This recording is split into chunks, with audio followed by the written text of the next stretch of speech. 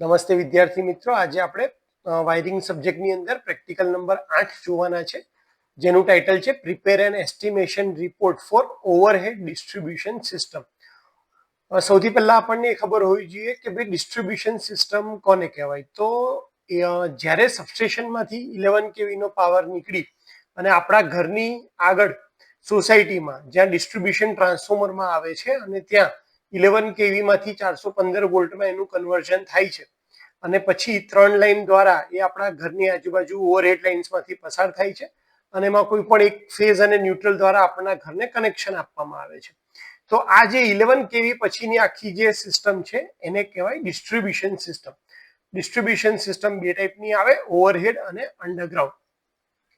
તો આપણે આ ઓવરહેડ ડિસ્ટ્રીબ્યુશન સિસ્ટમ જે છે એના માટેનો એસ્ટિમેશન રિપોર્ટ કાઢવાનો છે. એટલે કે આપણને કોઈ એક ટાસ્ક આપ્યો હશે, આપણને કોઈ એક કેસ આપ્યો હશે, જેના ઉપરથી આપણે કેટલી પ્રાઇસ થશે એ ઇમ્પ્લિમેન્ટ કરવા માટે એ ડિસ્ટ્રીબ્યુશન સિસ્ટમ માટે એ શોધવાનું છે.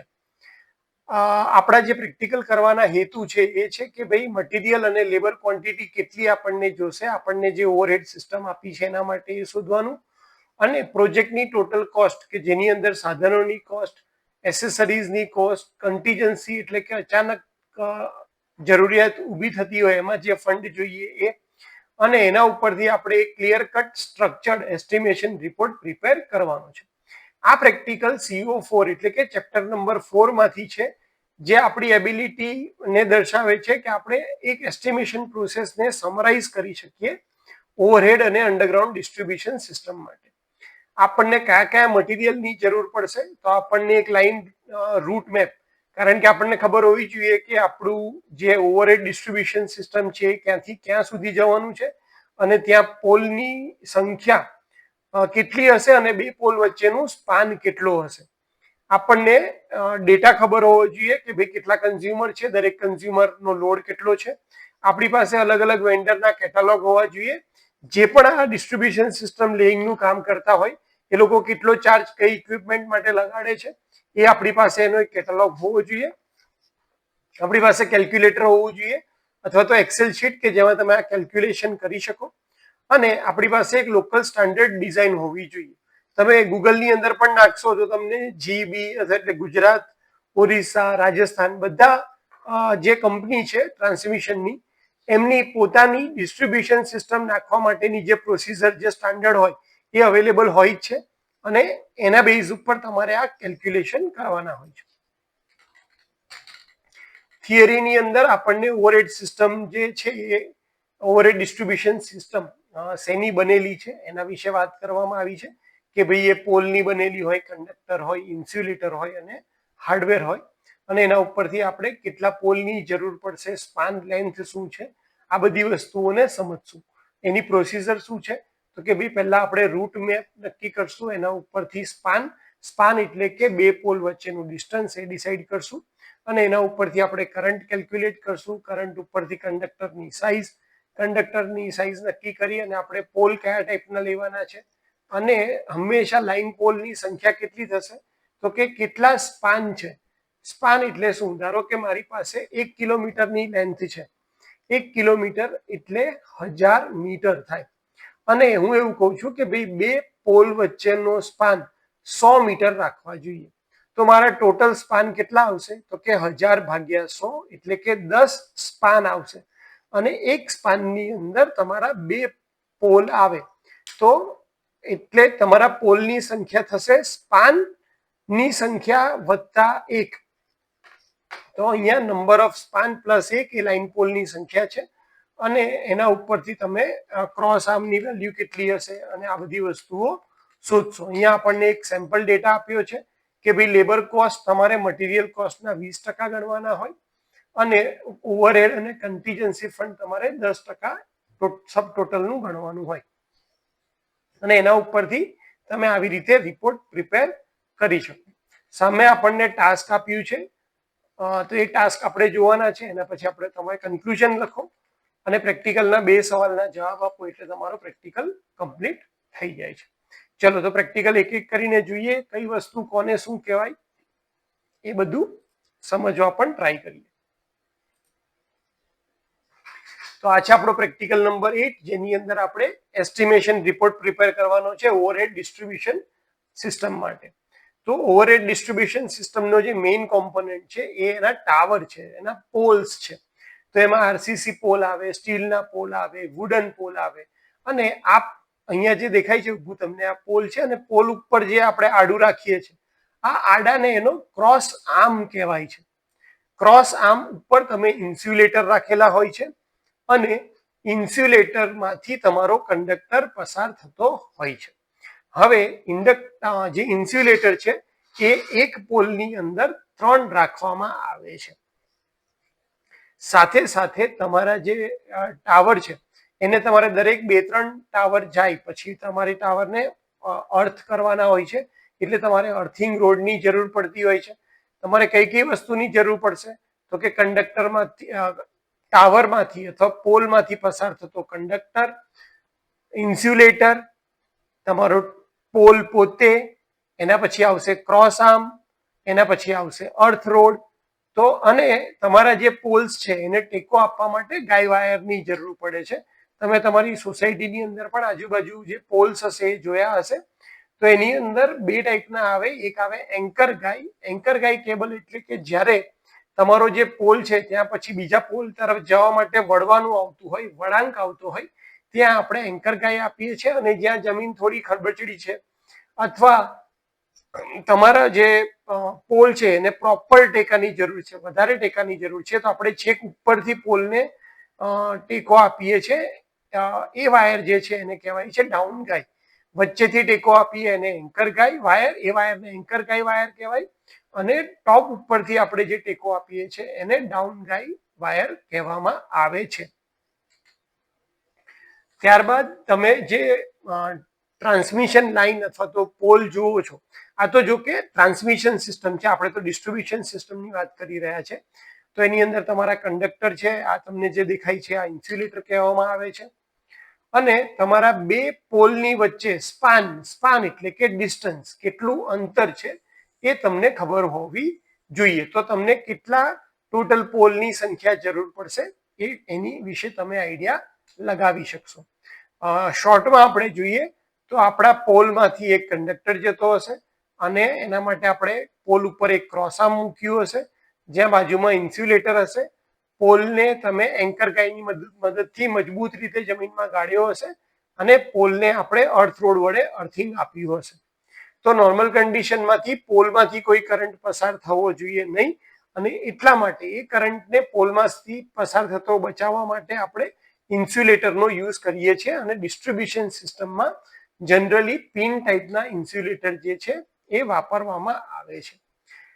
તો આટલી થિયરી જાણ્યા પછી ચલો આપણને જે ટાસ્ક આપ્યો છે એ આપણે પ્રોપર સમજી લઈએ. આપણને એક ટાસ્ક આપ્યો છે કે એક રૂરલ ફીડર છે કે જેનો રૂટ 1.5 કિલોમીટર છે. 1.5 કિલોમીટર છે અને એ 50 ડોમેસ્ટિક કસ્ટમરને સપ્લાય આપી રહ્યો છે. દરેક કસ્ટમરનો એવરેજ લોડ 1.5 કિલોવોટ છે. સિસ્ટમનો વોલ્ટેજ 11 કિલોવોટ છે અને જે સપ્લાય આપણે કન્ઝ્યુમરને આપીએ છીએ એ છે 415 વોલ્ટ થ્રુ ડિસ્ટ્રીબ્યુશન ટ્રાન્સફોર્મર.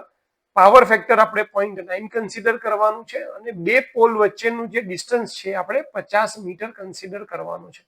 તો આ ટાસ્ક માટે આપણે એસ્ટિમેશન રિપોર્ટ પ્રિપેર કરવાનો છે ડિસ્ટ્રીબ્યુશન લાઇન માટે.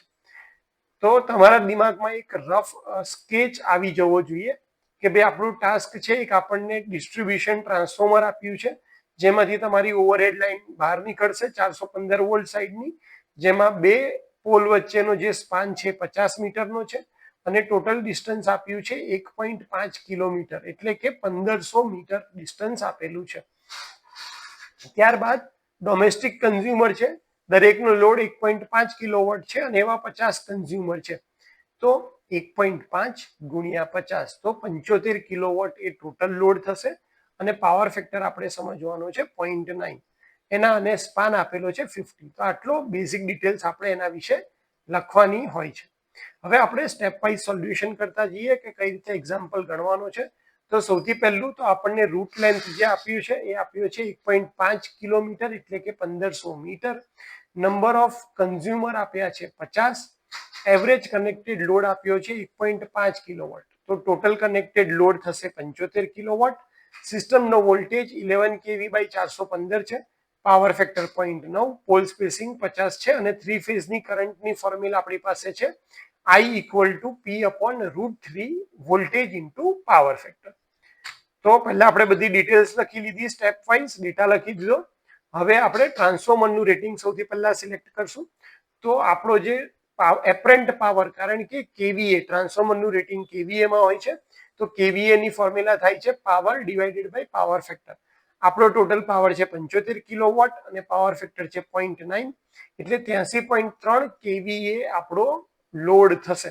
હવે એના પછીનું જે નેક્સ્ટ છે 83.3 કેવીએ નું એક્ઝેક્ટ ટ્રાન્સફોર્મર નથી આવતું, 63 કેવીએ પછી સીધું 100 કેવીએ નું આવે છે. એટલે નેક્સ્ટ સ્ટાન્ડર્ડ સાઇઝ છે 100 કેવીએ ની. તો આપણે જે ટ્રાન્સફોર્મર સિલેક્ટ કરશું એ હશે 11 kV બાય 0.415 kV. 415 વોલ્ટને કેવીમાં કન્વર્ટ કર્યા છે એટલે 0.415 લખ્યું છે, બીજું કંઈ જ નથી આમાં. 11 kV બાય 0.415 kV DN 11, કારણ કે આપણે જે 11 kV માં સપ્લાય આવશે ડેલ્ટામાં હશે અને આપણે કન્ઝ્યુમરને ન્યુટ્રલ આપવો છે, એટલે આપણને ડિસ્ટ્રીબ્યુશનમાં સ્ટાર જોશે. તો ડેલ્ટા સ્ટાર 11 વાળું જે બહુ ફેમસ ટ્રાન્સફોર્મર છે આ કનેક્શન ટાઈપ, તમારે ચોથું chapter DC machine and three phase transformer છે એની અંદર આ DYN કનેક્શન આવવાનું છે. અને કુલિંગની ટાઈપ આપ્યું છે ઓઇલ નેચરલ, એર નેચરલ ટાઈપનું આ કુલિંગ સિસ્ટમ વાળું ટ્રાન્સફોર્મર આપણે લઈશું. ત્યારબાદ આપણે ટ્રાન્સફોર્મરની બંને સાઈડ વાળા કરંટ કેલ્ક્યુલેટ કરશું.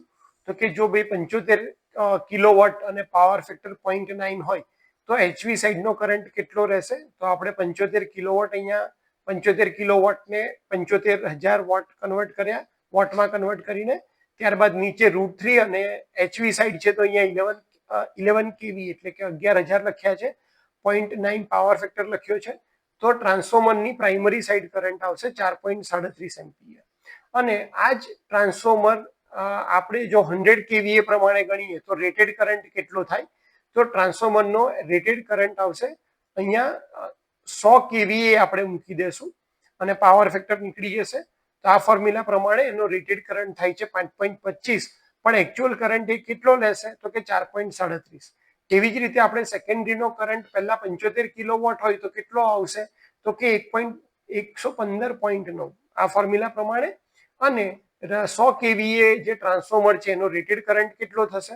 તો કે kVA એટલે V 100 kVA into 1000, એટલે પહેલા તો આપણે 100 kVA ના VA માં કન્વર્ટ કર્યા છે અને ભાગ્યા વોલ્ટેજ કરી દઈએ છીએ એટલે આપણને કરંટ મળી જાય છે. તો રેટેડ કરંટ ટ્રાન્સફોર્મરનો 139.1 એમ્પિયર છે, પણ આપણે આપણા લોડ થ્રુ ખાલી 115.9 એમ્પિયર જ લોડ ખેંચવાના છીએ. હવે ડિસ્ટ્રીબ્યુશન લાઇનનું કેલ્ક્યુલેશન કરીએ તો નંબર ઓફ સ્પાન જે આપ્યા છે કેટલા થશે? તો કે ટોટલ લેન્થ એટલે કે 1500 મીટર ભાગ્યા એક સ્પાનની લેન્થ તો 50, તો ટોટલ આવા 30 સ્પાનની આપણે જરૂર પડશે.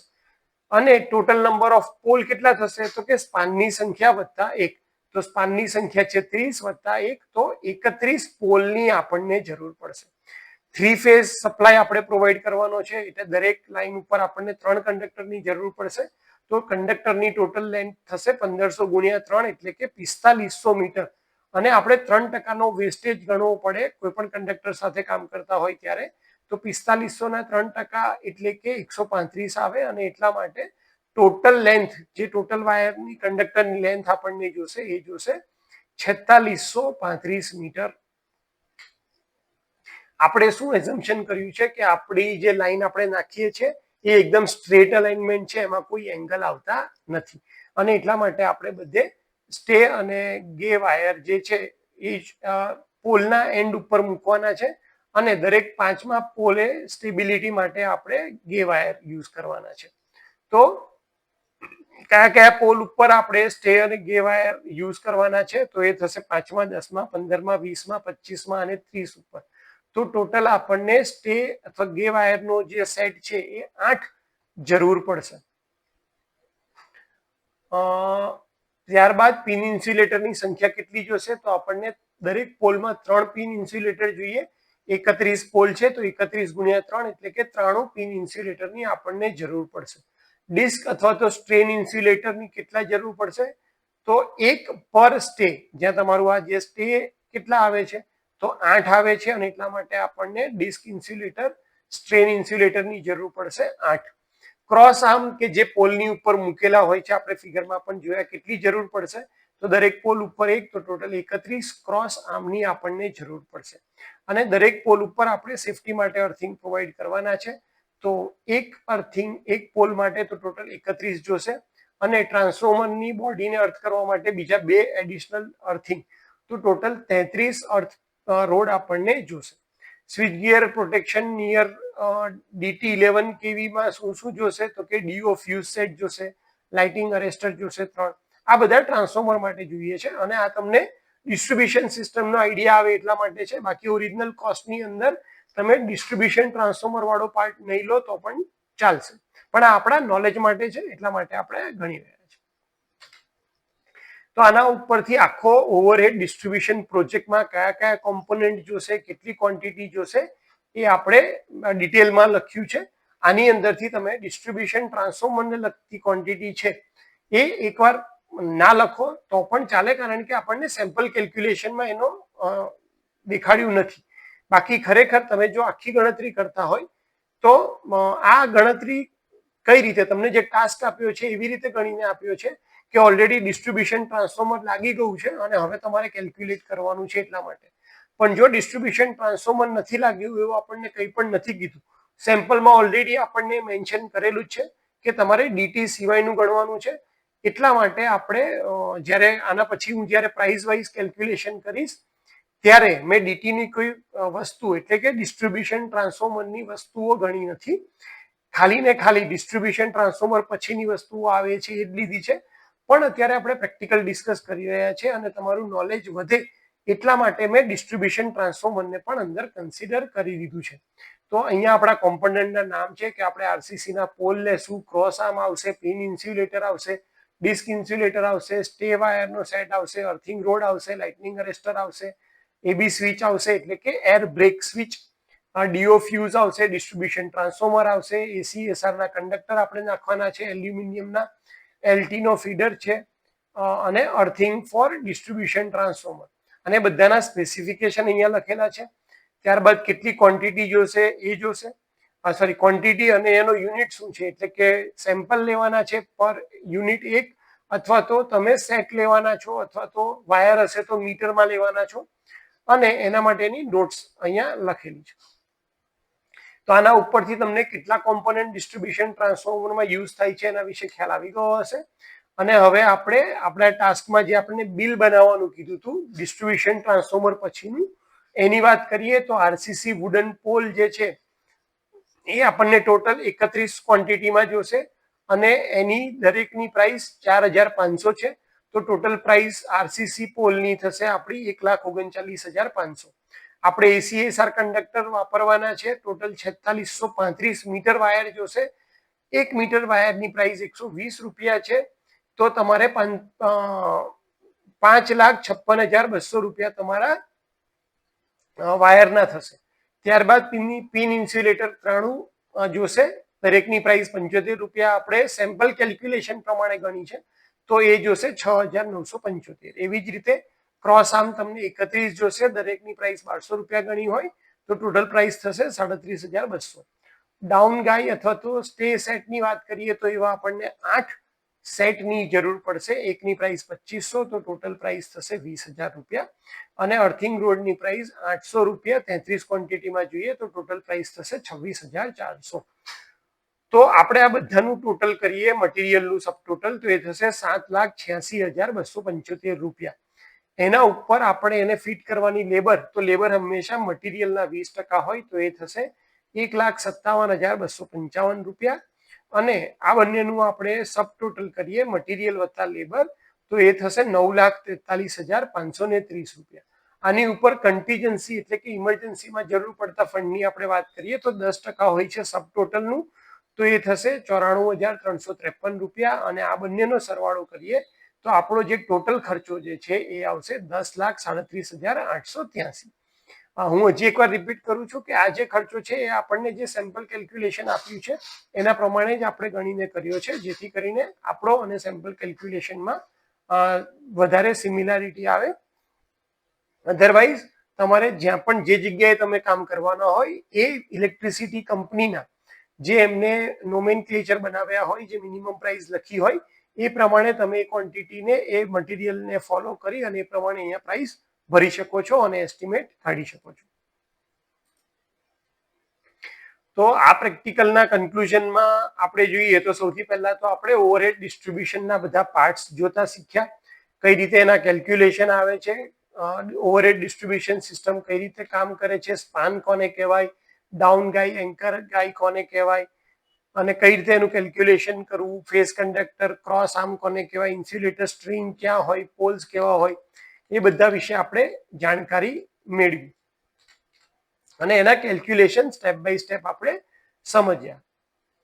તો એ એનું કન્ક્લુઝન છે. હવે આપણને બે સવાલ પૂછવામાં આવ્યા છે. પહેલો સવાલ પૂછવામાં આવ્યો છે કે ભાઈ જે પણ તમારા કંડક્ટર છે એનું સિલેક્શન કઈ રીતે લાઇન લોસીસ અને કોસ્ટ ઉપર ઇમ્પેક્ટ પાડે છે. આપણે વાત કરીએ તો ટોટલ 4 ટાઈપના કંડક્ટર હોય કે જે યુઝ થાય: કોપર, એલ્યુમિનિયમ, ગોલ્ડ અને સિલ્વર. ગોલ્ડ અને સિલ્વર તો એટલા મોંઘા છે એટલા માટે આપણે એને યુઝ કરવાના નથી. પણ એલ્યુમિનિયમ અને કોપરની વાત કરીએ તો એલ્યુમિનિયમ અત્યારે 130 રૂપિયાની આજુબાજુ એની પ્રાઇસ ચાલે છે, જ્યારે કોપરની પ્રાઇસ ચાલે છે 850 રૂપિયા. તો ડાયરેક્ટ જ તમારા આના લીધે તમારી જે ઇનિશિયલ કોસ્ટ જે છે કોપર સિલેક્ટ કરવાથી એ ખૂબ વધી જાય છે, જ્યારે એલ્યુમિનિયમ સિલેક્ટ કરવાથી એ કોસ્ટ ઓછી રહે છે. લોસીસ અને વોલ્ટેજ ડ્રોપ, કારણ કે જેનો રેઝિસ્ટન્સ વધારે હશે એની અંદર I²R લોસીસ વધારે થશે, એમાં વોલ્ટેજ ડ્રોપ વધારે થવાનો છે. તો કોપર આપણે લઈશું તો આપણને એ ફાયદો થશે, પણ એની સામે કિંમત બહુ વધી જાય છે, એટલે લોસને લીધે આપણને જે નુકસાન થાય છે એના કરતા ઇનિશિયલ કોસ્ટ વધારે હોવાથી આપણે કોપર યુઝ કરતા નથી. ત્યારબાદ લાઈફ સાયકલ અને ટ્રેડ ઓફ, કઈ રીતે આપણને પ્રાઇસ મળે છે, ઓપરેટિંગ કોસ્ટ એની શું છે, કઈ રીતે લોંગ ટાઈમ માટે કઈ મટીરિયલ ચાલે છે, આ બધી વસ્તુઓ આપણે ધ્યાનમાં રાખીએ છીએ. અને સિસ્ટમ સાઇઝમાં લિંકેજ કેટલો છે, એટલે કે ઓવરહીટ કેટલું થાય છે, રિલાયબિલિટી ઇસ્યુ કેવા છે, આ બધી વસ્તુને આપણે ધ્યાનમાં રાખવું પડે છે. અને આ પોઈન્ટ્સ જે છે એ ઇમ્પેક્ટ કરે છે કે જ્યારે આપણે કોઈ પણ કંડક્ટર સિલેક્ટ કરીએ છીએ કે ભાઈ કોપર વાપરો, એલ્યુમિનિયમ વાપરો, એમાં ACSR વાપરો, ડબલ AC વાપરો, કયો કંડક્ટર વાપરવો, એ આ બધા પેરામીટર ઉપર ડિપેન્ડ કરે છે. બીજો સવાલ છે કે ભાઈ કન્ટીજન્સીનો ફંડ કેમ આપણે ઉમેરીએ છીએ આપણા જે કેલ્ક્યુલેશનની અંદર. તો ઘણીવાર અણધાર્યા ખર્ચ અથવા કામમાં ફેરફાર થઈ જાય, જેમ કે નાના નાના ફિટિંગ્સ વધારી જાય, વધારાનો કોઈ જગ્યાએ અર્થિંગ કરવું પડે અથવા રૂટની અંદર ચેન્જ થાય તો તમારે એ ખર્ચો વધી શકે છે. એટલા માટે આપણે કન્ટીજન્સી ફંડ રાખીએ છીએ. તમે જ્યારે પરચેસ વસ્તુઓ કરી હોય એટલે તમે જ્યારે ટેન્ડર બીડ કર્યું હોય ત્યારે ભાવ અલગ ચાલતો હોય, પણ તમે ખરીદવા જાઓ ત્યારે કદાચ ભાવમાં ફેરફાર થઈ ગયો હોય, એટલા માટે પણ કન્ટીજન્સી ફંડ હોય એ તમને એમાં રાહત આપી દે છે. લોજિસ્ટિક જે છે એટલે કે તમે જ્યારે માલ સામાનને એક જગ્યાએથી બીજી જગ્યાએ લઈ જાઓ છો ત્યારે પણ ઘણીવાર હવામાનને લીધે, એટલે કે વરસાદ પડી ગયો તો ડિલે થાય, અથવા તો કોઈ જગ્યાએ વધારે બહુ ટ્રાફિક જામ થઈ ગયો, એવા કેસની અંદર પણ જે મટીરિયલ પહોંચવામાં લેટ થાય છે એને પણ આપણે કન્સિડર કરીએ છીએ.